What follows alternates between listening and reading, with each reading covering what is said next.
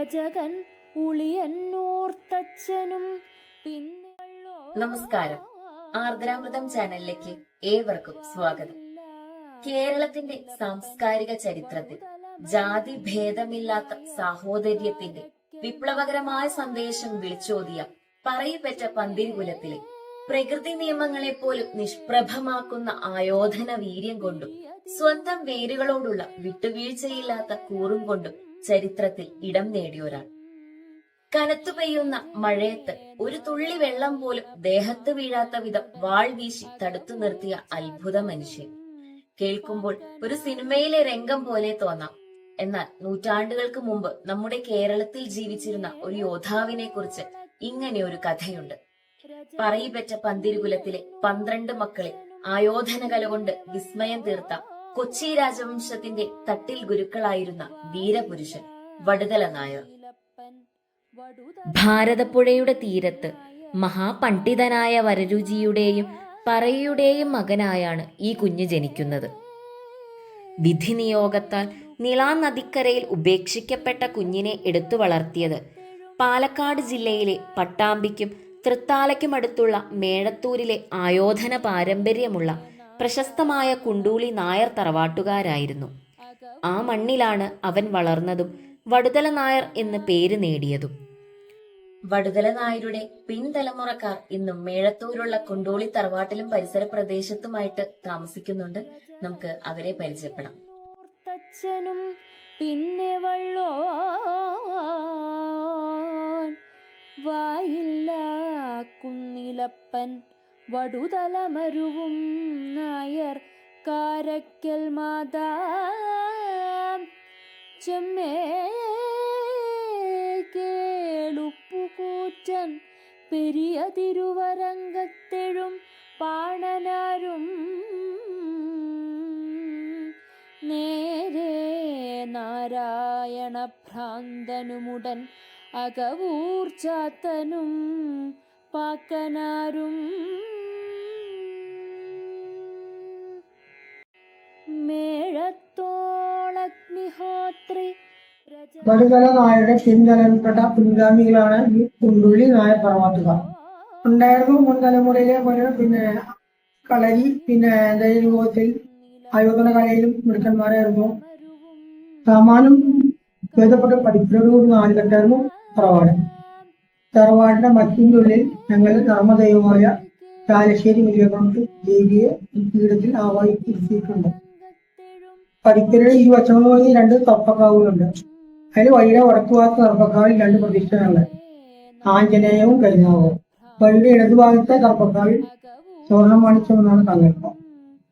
ദേവിക്ക് പൂജാതികർമ്മങ്ങൾ നടത്തുമ്പോൾ തർപ്പക്കാവിലും പൂജാതികർമ്മം പരിപാടി. ഇവിടെ അടുത്താണല്ലോ അഗ്നിഹോത്രിയുടെ ഇല്ലം. അവരായിട്ട് നിങ്ങൾക്ക് ഇപ്പോഴും കണക്ഷൻ ഉണ്ടോ? അതിൽ പാക്കാനായിട്ട് കണക്ഷൻ ഉണ്ടോ? ആ പഴയ കാലത്ത് മരിച്ചു കഴിഞ്ഞാൽ അങ്ങോട്ടും ഇങ്ങോട്ടൊക്കെ വിവരം അറിയിക്കലേ. ഇന്നത്തെ ഇതില് ഇല്ലെങ്കിൽ അറിഞ്ഞു കഴിഞ്ഞാൽ പുഴയത്തെ പൂവും കാണും. പിന്നെ ഈ പന്തിരുകുലത്തിലെ 12 ആളുകളുടെയും സംരക്ഷകനായിരുന്നു ചെമ്മേ കേളുപ്പുകൂറ്റൻ പെരിയ തിരുവരങ്കത്തെഴും പാണനാരും നേരെ നാരായണ ഭ്രാന്തനുമുടൻ അകവൂർച്ചാത്തൻ. ചെറുപ്പം മുതലേ കളരിയുടെ ലോകത്ത് ശ്വാസമടക്കിപ്പിടിച്ച് ചുവടുകൾ പയറ്റിയ അദ്ദേഹം ചുരുങ്ങിയ കാലം കൊണ്ട് തന്നെ ആയുധവിദ്യയിൽ ആർക്കും തോൽപ്പിക്കാനാവാത്ത പ്രതിഭയായി മാറി. വാൾ, പരിച, ഉറുമി, കുന്തം, കട്ടാരം, കളരിവിദ്യ എന്നിവയിലും മർമ്മ ചികിത്സയിലും നിപുണൻ. വടുതല നായരുടെ ഈ അസാമാന്യമായ ആയോധന പാടവം കേട്ടറിഞ്ഞ കൊച്ചി രാജാവ് അദ്ദേഹത്തെ കൊട്ടാരത്തിലെ മുഖ്യ ആയോധന കലാ അധ്യാപകനായി അഥവാ തട്ടിൽ ഗുരുക്കളായി നിയമിച്ചു. കൊച്ചി രാജകുടുംബത്തിലെ ഇളമുറ തമ്പുരാക്കന്മാരെ പോലും കളരിപ്പയറ്റിന്റെ രഹസ്യങ്ങൾ പഠിപ്പിക്കാനുള്ള പരമാധികാരം അദ്ദേഹത്തിനായിരുന്നു.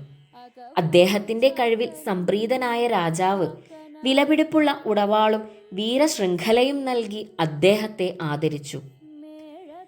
കനത്തു പെയ്യുന്ന കർക്കിടക മഴയിൽ വടുതല നായർ തന്റെ കാൽ ചുവടുകളും വാളിന്റെ ചലനങ്ങളും ഒരേ താളത്തിൽ ചലിപ്പിക്കുമ്പോൾ ഒരു ജലഗണം പോലും അദ്ദേഹത്തിന്റെ ശരീരത്തിൽ പതിക്കില്ലായിരുന്നുവെന്ന് വെറുമൊരു കഥയല്ല.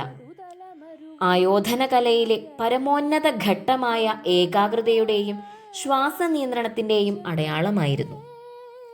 എന്നാൽ ഈ രാജകീയ പദവികൾക്കിടയിലും താൻ ഒരു പറയുടെ മകനാണെന്ന സത്യം അദ്ദേഹം ഒരിക്കലും ഒളിച്ചു വെച്ചില്ല.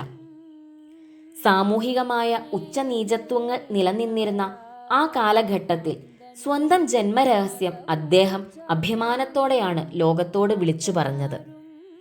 പന്തിരുകുലത്തിൽ ഓരോരുത്തർക്കും ഓരോ പ്രത്യേക നിയോഗങ്ങളുണ്ടായിരുന്നു. അതിൽ വടുതല നായരുടെ നിയോഗം സംരക്ഷണമായിരുന്നു. അതുകൊണ്ട് തന്നെ വർഷത്തിലൊരിക്കൽ പന്തിരുകുലത്തിലെ സഹോദരങ്ങളെല്ലാം മൂത്ത ജ്യേഷ്ഠനായ മേഴത്തോൾ അഗ്നിഹോത്രിയുടെ ഇല്ലത്ത് ഒത്തുകൂടുമ്പോൾ ബാഹ്യമായ ഭീഷണികളിൽ നിന്നും അവരെ കാത്തുരക്ഷിക്കേണ്ട ചുമതല കായിക ബലമുള്ള വടുതല നായർക്കായിരുന്നു. ഇല്ലത്തിന്റെ പടികടക്കുമ്പോൾ കൊച്ചി രാജാവിന്റെ ഈ പടത്തലവൻ തന്റെ സർവായുധങ്ങളും പുറത്തുവെക്കുമായിരുന്നു. ഒരു ഗാംഭീര്യവുമില്ലാതെ തികഞ്ഞ വിനയത്തോടെ അദ്ദേഹം പാക്കനാർക്കും അഗ്നിഹോത്രിക്കും ഒപ്പം നിലത്തിരുന്നു.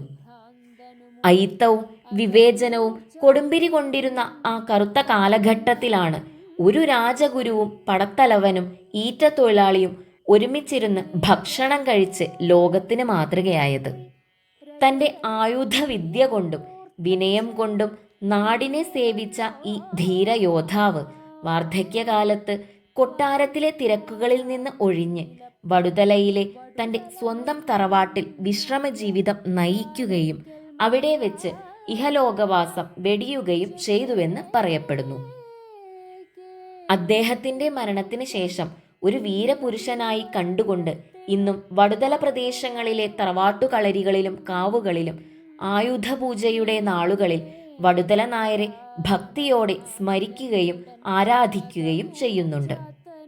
വടുതല നായർ എന്ന പ്രതിഭയുടെ ചരിത്രം നമ്മെ പഠിപ്പിക്കുന്നത് ഒന്ന് മാത്രം: നമ്മുടെ പദവികളോ കഴിവുകളോ അല്ല നമ്മെ മികച്ചതാക്കുന്നത്, മറിച്ച് നമ്മുടെ വിനയവും സ്വന്തം വേരുകളോടുള്ള കൂറുമാണ്.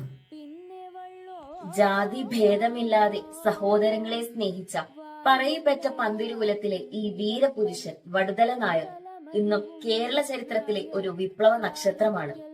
വടുതല നായരെ പറ്റിയുള്ള വിശേഷങ്ങൾ ഇവിടെ അവസാനിക്കുകയാണ്. മറ്റൊരു എപ്പിസോഡിൽ അടുത്ത വ്യക്തിയെ പരിചയപ്പെടാം. അതുവരെ എല്ലാവർക്കും നന്ദി, നമസ്കാരം. നായർ കാരക്കൽ മാതാ ചെമ്മേ കേളുപ്പുകൂറ്റൻ പെരിയ തിരുവരങ്കത്തെഴും പാണനാരും നേരെ നാരായണ ഭ്രാന്തനുമുടൻ അകവൂർച്ചാത്തനും പാക്കനാരും